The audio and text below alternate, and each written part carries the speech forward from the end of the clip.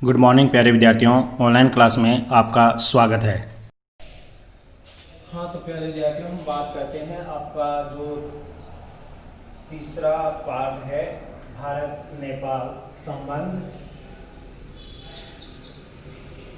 Part third, Bharat Nepal संबंधों के बारे में हम चर्चा करेंगे।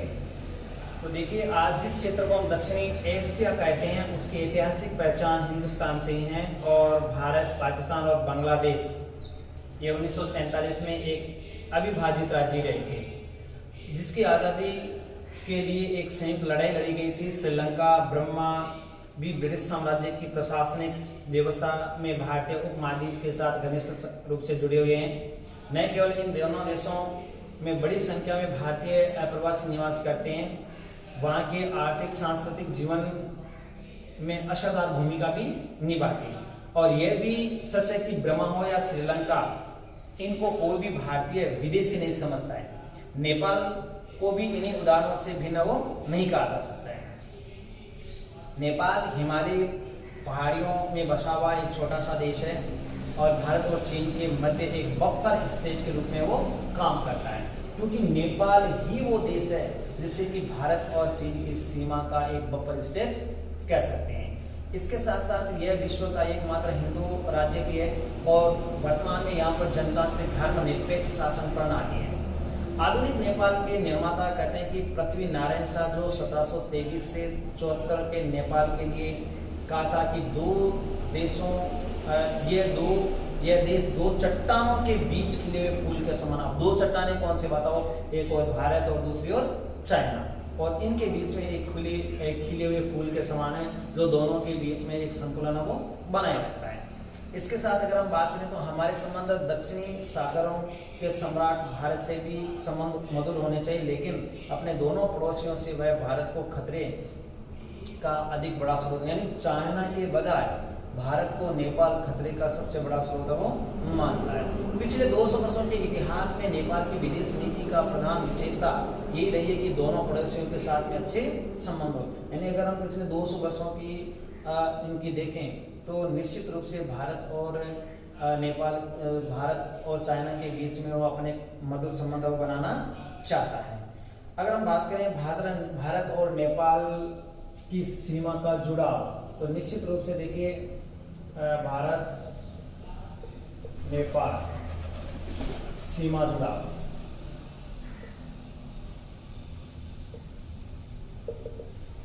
भारत नेपाल अगर हम सीमा जुड़ाव में देखें तो भारत नेपाल सीमा के पश्चिमी छोर पर महाकाली अंचल में छोटी बेताड़ी, करनाली तथा अथवा उत्तर प्रदेश और बिहार के सैकड़ों मील छूता तराई वाला भूभाग आम आदमी के लिए अदृश्य अंतरराष्ट्रीय सीमा कभी भी रोकने टोकने वाली नहीं है। कहने का मतलब है, अगर आप देखोगे तो पश्चिमी दिशा में अगर हम देखें तो आपके उत्तर प्रदेश और बिहार, यानी यूपी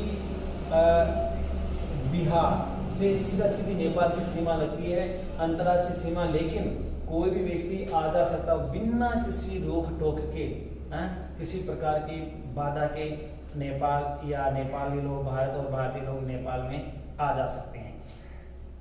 इस पूरे इलाके में रहने वाले भारतीय और नेपाली वो खुशी खुशी से अपने दोनों देशों की संतानों को समझते हैं, यानी भारत वाले नेपाल की, वहाँ जो सीमावर्ती क्षेत्र नेपाल वाले भारत की, तो दोनों ही देशों के लोग खुशी खुशी से। इसके साथ साथ भाषा धर्म की समानता के कारण उनमें अंतर करना बड़ा ही कठिन है, यानी इनके तो सीमावर्ती क्षेत्र में जहाँ नेपाल की सीमा लगती है वहाँ के लोगों में धर्म और भाषा के रूप में अंतर करना बहुत ही कठिन है। इसके साथ ये बात भी उल्लेखनीय है कि नेपाल ही एकमात्र ऐसा देश है जहाँ के नागरिक भारतीय सेना में सम्मिलित किए जा सकते हैं।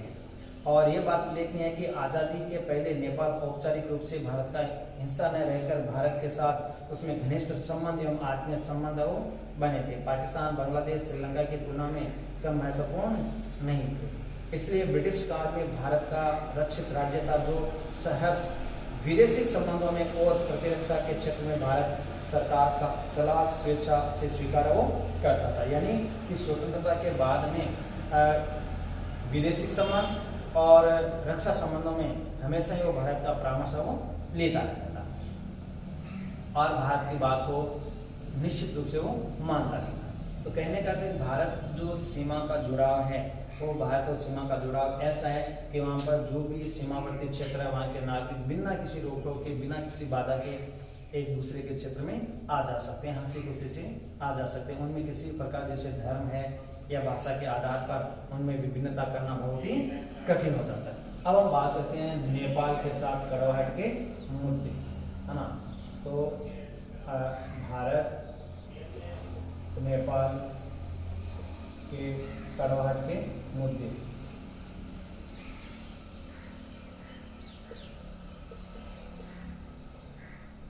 कड़वाहट के मुद्दे या कारण लिख सकते हैं आप।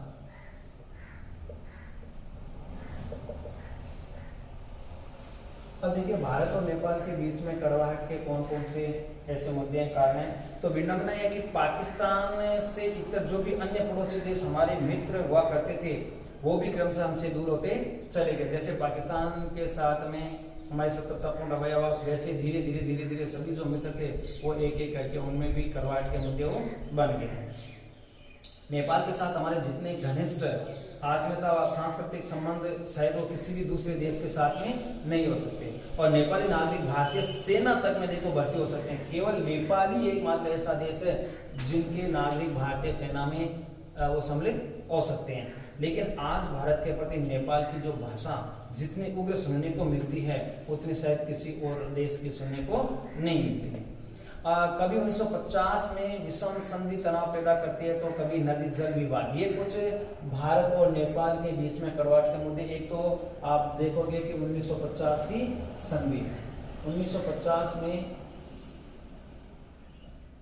1950 की संधि, नदी जल विवाद, नदी जल विवाद। तो ये कुछ ऐसे मुद्दे हैं जिनमें भारत और नेपाल के बीच में कड़वाहट है वो भर गई है। अब तो हम बात करें कि भारत नेपाली भूमि में शरण लेने वाले तस्करों आतंकवादियों को लेकर भी खिन्न रहता है। अच्छा, भारत क्या करता है कि नेपाली भूमि में अगर मान लो भारत से कोई भी नेपाल चला गया और वहाँ पर कोई तस्करी करता है, आतंकवादी गतिविधियों को सम्मिलित करता है, तो उनमें भी वो लेकर खिन्न रहता है। और साथ साथ में तो नेपाली देश प्रेमियों की शिकायत मुनाफाखोर भारतीय व्यापारियों को भी करती है। यानी नेपाल के जो लोग हैं, जो तस्कर या जो व्यापारी जो भारत में आकर के व्यापार करते हैं, उनसे नेपाल वो रुष्ट है। स्वादी नेपाल का कहना है कि उसके मित्र या शत्रुओं का निर्णय भारत नहीं कर सकता। यानी अब तक तो नेपाल खुद भारत से सामरिक और वैदेशिक और अपने रक्षा समझौतों पर भारत से सलाह लेता था। लेकिन स्वतंत्रता के बाद में अगर हम बात करें तो नेपाल यही कहता है कि भारत नेपाल के मामलों में क्या कर रहा है, हस्तक्षेप कर रहा है। वो अपन चाहे विदेश नीति हो या रक्षा समझौते हो या सुरक्षा के मामले को खुद अपना निर्णय लेगा। और देखिए साथ साथ में भारत का दृष्टिकोण है कि नेपाल की स्थिरता और विकास का मॉडल भारतीय सांचे के अनुरूप हो। यानी कि भाई भारतीय चाहता है कि भाई नेपाल का विकास भारतीय मॉडल के आधार पर होना चाहिए। और भारत द्वारा नेपाल की राजशाही को समर्थन देने की नीति भारत नेपाल संबंधों में तनाव पैदा कर रही है। इसके साथ अगर हम बात करें तो नेपाल में भारत के हितों को हम मात्र चीन के साथ उसके रिश्तों के चश्मे से नहीं देख सकते। नेपाली समाज भारत में कम विविधता वाला नहीं है, क्योंकि नेपाली समाज में भी बहुत सारी विविधताएं, जैसे हमारे यहाँ पर विविधता देखने को मिलती है, वहाँ पर भी उतनी ही विविधताएं देखने को मिलती है। वहाँ पर भी आर्थिक विकास का असंतुलन बहुत विकट है। अतीत की साझेदारी भरी यादों के सहारे हम भविष्य का ताना बुना वो नहीं बुन सकते। तो कहने का अर्थ भारतीय चाहता है कि भाई यदि मान लो नेपाल का विकास हो तो एक भारतीय दृष्टिकोण के अनुसार होना चाहिए। क्योंकि अगर हम बात करें कि अतीत की जो साझेदारी है उसी की यादों के सहारे भविष्य का ताना बुना वो नहीं बुना जा सकता है। भारत चाहता है कि भी नेपाल में चाइना का प्रभुत्व वो कम हो, क्योंकि चाइना का प्रभुत्व होने से भारत को और अधिक खतरा बढ़ने की आशंका वो रहती है। तो हम बात करते हैं 1950 की जो संधि हुई थी, उस संधि को लेकर के भारत और नेपाल के बीच में कई कड़वाहट के मुद्दे वो आ गए थे। वो कौन कौन से देखो, 1947 में नेपाल के प्रधानमंत्री की मांग पर भारत सरकार ने एक वरिष्ठ भारतीय राजनयिकों को नेपाल भेजा था। और जिससे नेपाल का संविधान तैयार करने में सहायता भी दी। और लेकिन वहाँ जो संविधान बना वह राजशाही की निरंकुशता का अंत करने वाला था, अतः नेपाल के राजाओं ने क्रियान्वित नहीं होने दिया। यानी नेपाल की सरकार के मांग पर ही भारत ने अपना एक शिष्टमंडल, राजनयिकों का शिष्टमंडल नेपाल भेजा था। और वो जो शिष्टमंडल गया था वो नेपाल में वहाँ के संविधान बनाने के लिए वो गया था। और लेकिन वहाँ का जो राजशाही सरकारें थी उन्होंने उसको मान्यता नहीं दी और दोनों के बीच में शत्रुतापूर्ण वो बढ़ गई। भारत सरकार ही नेपाल के साथ कहीं एक नई संधि भी करना चाहती थी। 1949 में संधि का एक मसौदा भी तैयार किया गया, परंतु इसका कोई अंतिम निष्कर्ष नहीं। भारत सरकार चाहती थी कि नेपाल के साथ में एक संधि, मसौदा तैयार किया गया, एजेंडा तैयार किया गया, लेकिन उस पर किसी प्रकार का कोई अमल नहीं हुआ। संधि की महत्वपूर्ण शर्त क्या थी कि नेपाल में लोकतांत्रिक प्रणाली स्थापित। भारत ये चाहता था कि भाई नेपाल में जो राजशाही तंत्र है उसको समाप्त करके और वहां पर लोकतंत्र को विकसित किया जाए। तिब्बत में चीन की गतिविधियों बढ़ने से नेपाल की सुरक्षा के बारे में भारत की चिंता बढ़ गई। क्यों कि तिब्बत पर चाइना ने अपना अनाधिकृत अधिकार कर लिया था, तो नेपाल की सुरक्षा के लिए भारत चिंतित हो गया था। और 17 मार्च 1950 को प्रधानमंत्री नेहरू ने संसद में कहा था कि नेपाल पर कोई भी संभावित आक्रमण निश्चित रूप से भारत की सुरक्षा के लिए खतरा होगा, क्योंकि तिब्बत पर चाइना का अधिकार होने से भारत को नेपाल की सुरक्षा को देखते हुए खतरा महसूस होने लगा। इसीलिए संसद में पंडित नेहरू ने यह तक कह दिया था कि यदि नेपाल पर आक्रमण होता है तो वो नेपाल पर नहीं भारत पर आक्रमण वो माना जाएगा। इसी दृष्टि को देखते हुए 1950 में जनरल विजय शमशेर और एन.एम. दीक्षित ने नेपाल सरकार के प्रतिनिधि के रूप में भारत की यात्राएं की और 30 जुलाई 1950 को दोनों देशों के बीच में एक ऐतिहासिक संधि हुई थी।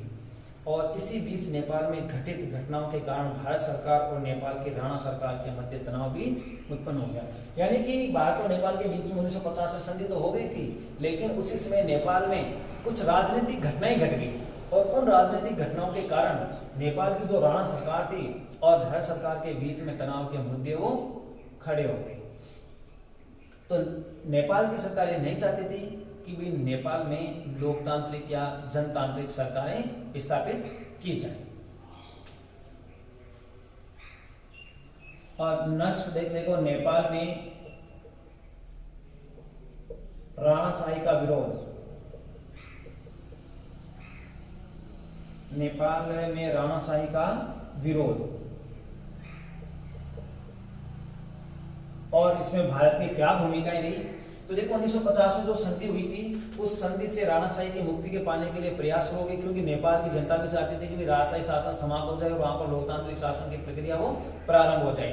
तो 16 नवंबर 1950 को नेपाल के महाराजा त्रिभुवन ने राज परिवार के 14 सदस्यों के साथ अपने आप को राजमहल का परित्याग कर भारत में शरण ली। यानी कि ये जो संधि हुई थी उसके बाद में नेपाल में काफी विद्रोह उत्पन्न हो गया और विद्रोह होने के साथ साथ नेपाल के जो राजा थे उन नेपाल के महाराजा त्रिभुवन और परिवार के 14 सदस्य भागकर कहाँ आ गए, भारत आ गए और यहाँ आकर के उन्होंने शरण ले ली थी।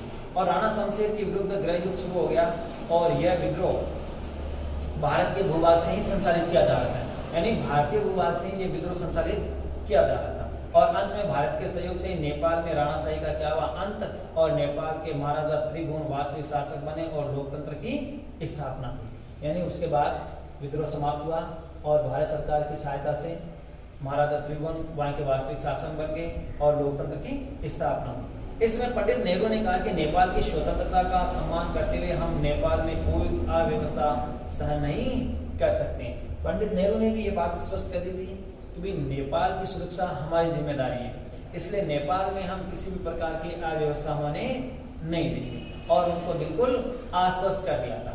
और 1955 में संयुक्त राष्ट्र संघ का नेपाल सदस्य भी बना। नेपाल के विदेश मंत्री ने 1955 को भाषण में कहा था कि नेपाल किसी भी दशा में भारत के विरुद्ध नहीं जाएगा। यानी नेपाली विदेश मंत्री ने अपने संसद में बात कर दी थी कि भाई नेपाल किसी भी स्थिति में भारत के विरुद्ध नहीं जाएगा। और भारत ने नेपाल को अंतर्राष्ट्रीय मान्यता भी प्रदान कर दी और ने में बड़ी सहायता की और कहा कि नेपाल का वह सबसे बड़ा मित्र भी है। तो इस दृष्टि से अगर देखा जाए तो नेपाल में राणाशाही का विरोध हुआ और वहां पर जनतांत्रिक सरकार स्थापित की गई और नेपाल विदेश मंत्री ने स्पष्ट कर दिया कि भाई वो भारत के विरुद्ध कभी भी नहीं जाएगा, ठीक है ना। तो कई बार ऐसे मुद्दे खड़े हो गए जिन मुद्दों के कारण भारत और नेपाल के बीच में कड़वाहट है वो डाल दी गई थी। अब नेपाली मामलों में चीन की अभिरुचि, कारण एक ये भी है कि नेपाल में चीन का हस्तक्षेप कह सकते हैं आप, या अभिरुचि और भारत का विरोध और भारत का विरोध, क्योंकि भारत कभी भी नहीं चाहेगा कि जो नेपाल है वो चीन का सहयोग करे या चीन का नेपाल में हस्तक्षेप हो, क्योंकि चीन का अगर नेपाल में हस्तक्षेप होता है तो भारत उसका विरोध करता है। क्योंकि आप पहले अभी मैंने आपको पढ़ाया था कि नेपाल में जो विदेश मंत्री थे उन्होंने स्पष्ट कहा था कि नेपाल ऐसा कोई कार्य नहीं करेगा जिससे कि भारत में शत्रुतापूर्ण रवैया हो या वो भारत के विरुद्ध कभी भी ऐसा कोई दृष्टिकोण वो नहीं अपनाएगा। देखिए 1959 में नेपाल के प्रधानमंत्री कोइराला ने चीन की यात्रा की और चाउ एन लाई को पुनः नेपाल आने का निमंत्रण भी दे दिया था। यानी नेपाल के जो प्रधानमंत्री थे वो चाइना गए और चाइना के जो सरकार थी उनको नेपाल में आने का निमंत्रण भी दे दिया। चीन एवं नेपाल के मध्य एवरेस्ट पर्वत शिखर पर कई बार समझौते भी हुए जिसके भारत ने कड़ी आलोचना भी की थी। यानी चीन और नेपाल दोनों के बीच में एवरेस्ट पर कई शिखर समझौते भी हुए जिनकी आलोचना भारत सरकार ने की थी। कोइराला मंत्रिमंडल कुछ ही समय बाद भंग कर दिया गया और नेपाली कांग्रेस के अनेक नेताओं को गिरफ्तार कर लिया गया, किंतु इनमें कुछ ही व्यक्ति भागकर भारत चले गए और वहीं से नेपाल में जन आंदोलन संचालित करने लगे और उसे सफल बनाने का प्रयास भी करने लगे। ऐसे में जो कोइराला मंत्रिमंडल था उसको भंग कर दिया गया और कुछ जो सदस्य थे वो भारत भागकर आ गए और भारत से उन्होंने नेपाल विरोधी कार्यवाही संचालन वो करते रहे। इसके साथ साथ इससे दोनों देशों में आपसी संबंधों में कटुता आ गई जो काफी समय तक वो बरकरार रही थी। यानी भारत और नेपाल के बीच में कटुता के बीच बढ़ गई और एक लंबे समय तक दोनों देशों में किसी भी प्रकार का सुलह नहीं हो पाया।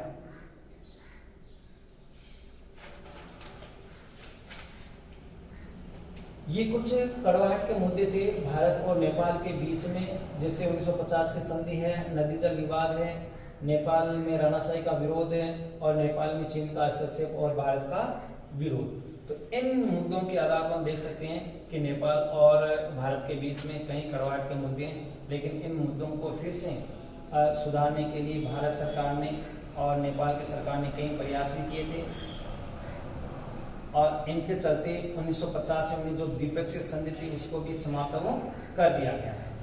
तो देखिए 1950 में बनी जो द्विपक्षीय संधि थी 1989 में भारत ने नेपाल के साथ व्यापार और पारगमन संधि की अवधि पूरी हो जाने पर उसका नवीनीकरण करने से मना कर दिया। यानी जो 1950 में संधि की थी तो नया सीमा उन्होंने मना कर दिया कि हम इस संधि को नहीं मानेंगे और सीमा शुल्क और जांच संबंधी कार्यों में कठोरता बरती गई। क्योंकि पहले मैंने अभी आपको बताया था कि यूपी और बिहार से कोई भी भारतीय नेपाल में जा सकता है, नेपाल से यूपी बिहार या बाहर के क्षेत्र में आ सकता है।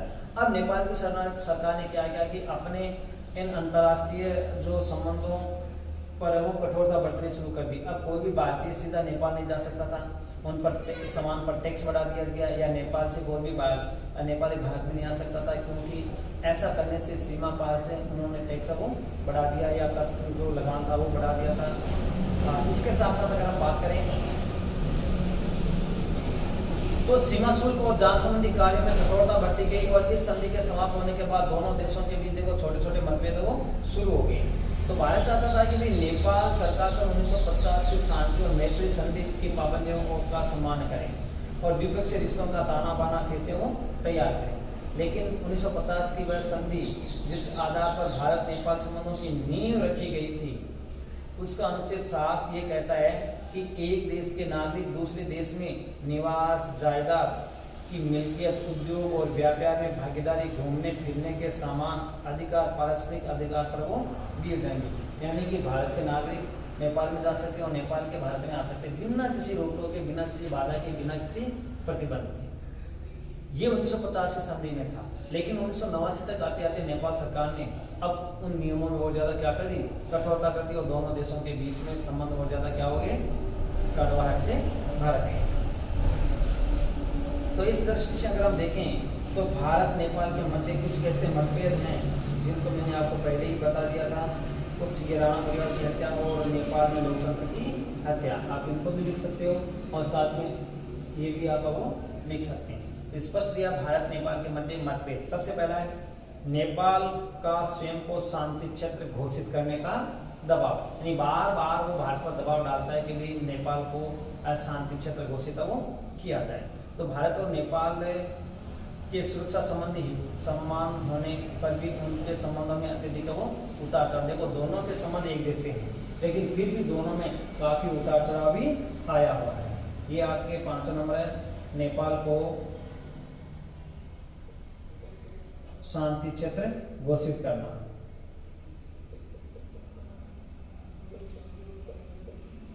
शांति क्षेत्र घोषित करना।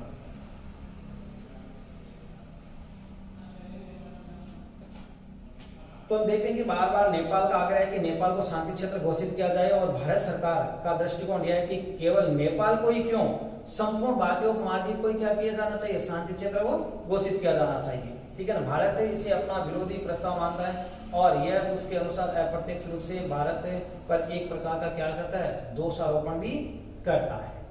दूसरा आपका जैसे कि राज परिवार की हत्या और आपातकाल, हम पढ़ते हैं कि नेपाल नरेश ज्ञानेंद्र ने जून 2001 में अपने भाई राजा वीरेंद्र और उनके पूरे परिवार की हत्या के बाद बहुत ही रहस्यमय एवं संदेहास्पद परिस्थितियों में नेपाल की राजगद्दी वो समझते, यानी कि नेपाल के राज परिवार की हत्या कर दी गई और ऐसे में नेपाल नरेश ज्ञानेंद्र ने बहुत ही रहस्यमय कोण से अपने राजगद्दी को संभाला और नेपाल बनने के बाद से ज्ञानेंद्र ने संसदीय लोकतंत्र को नुकसान पहुंचाने, संसद भंग करने, अपनी मर्जी से प्रधानमंत्री को बर्खास्त करने और उनकी नियुक्ति करने का कार्य वो किया था। तो इन सब कार्यों से नेपाल में माओवादियों द्वारा खूनी गृह युद्ध जारी हो गया और 2005 को नरेश ने नेपाल में आपातकाल लागू कर दिया और लोकतंत्र का विध्वंस करते हुए पूर्ण राजशाही स्थापित वो कर दी। कहने का अर्थ है कि नेपाल में जो लोकतंत्र स्थापित किया गया था राजा ज्ञानेंद्र ने उसी लोकतंत्र का गला घोंट करके और खुद नेपाल के महाराज बन गए और नेपाल में उन्होंने अपनी मनमानी इच्छाएं वो लागू कर दी थी, जिसके चलते नेपाल और भारत दोनों के रिश्तों में कड़वाहट वो आ गई थी। ऐसा आपके नेपाल में लोकतंत्र की हत्या।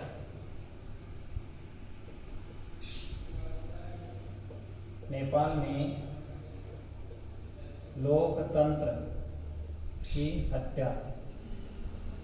लोकतंत्र की हत्या का मतलब क्या है, लोकतंत्र को समाप्त करके और फिर से राजशाही तंत्र को स्थापित करना। ये आप देखते हो कि 2005 में ज्ञानेंद्र ने किस तरह से राजनीतिक सत्ता अपने हाथ में ले ली और राजा ज्ञानेंद्र की सारी राजनीतिक कार्यवाहियां प्रतिक्रियात्मक रहेगी, यानी विरुद्ध की रहेगी और सत्ता के अधिग्रहण से जहां माओवादियों आंदोलन को मजबूत किया, वही राजनीतिक दमन व उत्पीड़न की नीति से राजा एवं अन्य राजनीतिक दावों के मध्य गहरी खाई भी पैदा कर दी थी। यानी कि राजशाही तंत्र के साथ साथ उन्होंने माओवादी गतिविधियों को बढ़ाने में सहयोग दिया था और माओवादी गतिविधियां बढ़ने के कारण वहां राजनीतिक दमन और उत्पीड़न का माहौल वो बन गया था। इसी के साथ अगर हम बात करें तो राजा ज्ञानेंद्र की सत्ता का केंद्र बने रहने की प्रबल इच्छा का यही परिणाम है कि नेपाल समस्त राजनीतिक दल व माओवादी एक मंच पर वो आ गए थे। क्यों कि राजा ज्ञानेंद्र है वो नेपाल के खुद राजा बनने की प्रबल इच्छा ने राजनीतिक और माओवादियों को एक मंच पर लाने का कार्य वो कर दिया और नेपाल में लोकतंत्र बहाली के बढ़ते अंतर्राष्ट्रीय दबाव और राजशाही के विरुद्ध प्रबल जन आंदोलन के आगे झुकते हुए राजा ज्ञानेंद्र ने 2006 को पुरानी संसद को फिर से बहाल कर दिया, जो कोइराला की संसद थी और नई संसद ने राजा ज्ञानेंद्र से करीब सारे अधिकार भी छीन लिए थे और संसद सर्वोच्च होगी और माओवादियों ने अंतरिम सरकार में शामिल होने का फैसला भी कर लिया था। 2006 में नेपाल में इतना विद्रोह हो गया था कि राजा ज्ञानेंद्र को अपनी सत्ता छोड़नी पड़ी और पुरानी संसद को बहाल कर दिया गया और माओवादी भी सारे के सारे अंतरिम सरकार में क्या हो गए, सम्मिलित हो गए थे। इस तरह से नेपाल में लोकतंत्र की राह वो चल पड़ी। तो कहने का ये है कि भाई नेपाल और भारत के जो मुद्दे थे वो मुद्दे बिल्कुल वैसे हैं जैसे आप चीन और पाकिस्तान के मुद्दे वो देखते हैं। तो इस तरह से नेपाल में लोकतंत्र की हत्या कर दी गई थी। तो ये सारे जो मुद्दे हैं वो एक एक करके नेपाल और भारत में कड़वाहट के मुद्दे वो बनते चले गए, जिसके कारण भारत और नेपाल के बीच में धीरे धीरे उन मुद्दों में कड़वाहट वो आती चली गई।